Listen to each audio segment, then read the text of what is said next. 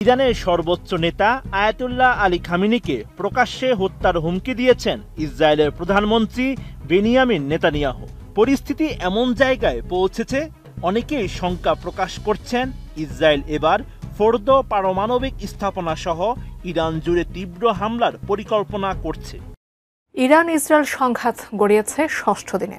এমন উত্তেজনার মধ্যেই সরাসরি যুদ্ধের ঘোষণা দিয়েছেন ইরানের সর্বোচ্চ নেতা আয়াতুল্লাহ আলী খামেনি। এরই প্রেক্ষিতে এবার ইসরায়েলের আকাশ সীমা দখলে নিয়েছে ইরান। এতে বেশ বেকায়দায় পড়েছে নেতানিয়াহুর সরকার। এরই প্রেক্ষিতে ইরানও পিছপা হচ্ছে না। তারা নিজেদের অবস্থানকে ডু অর ডাই বলেই আখ্যা করছে।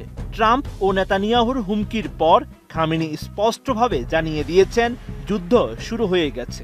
সামাজিক মাধ্যম এক্সে ইরানি সর্বোচ্চ নেতা লিখেছেন, মহান হায়দারের নামে যুদ্ধ শুরু হচ্ছে।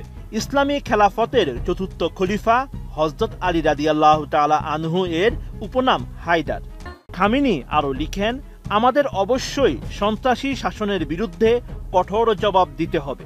ইরান কোনো দয়া দেখাবে না। ইরানের সর্বোচ্চ নেতার এমন ঘোষণার পরপরই ইসরায়েলে 2 দফায় ব্যালিস্টিক ক্ষেপণাস্ত্র হামলা চালায় ইরান। 17 জুন মধ্যরাতে এবং 18 জুন ভোরে সেসব হামলায় ইসরায়েলে ব্যাপক বিস্ফোরণের শব্দ শোনা যায়।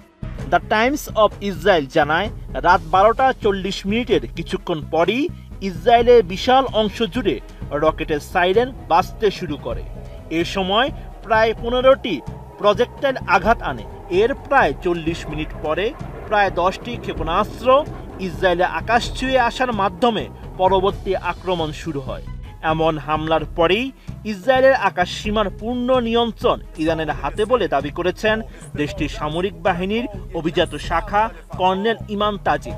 সম্প্রতি ইসরায়েলও ইরানের আকাশ সীমার প্রসঙ্গে একই দাবি করেছে।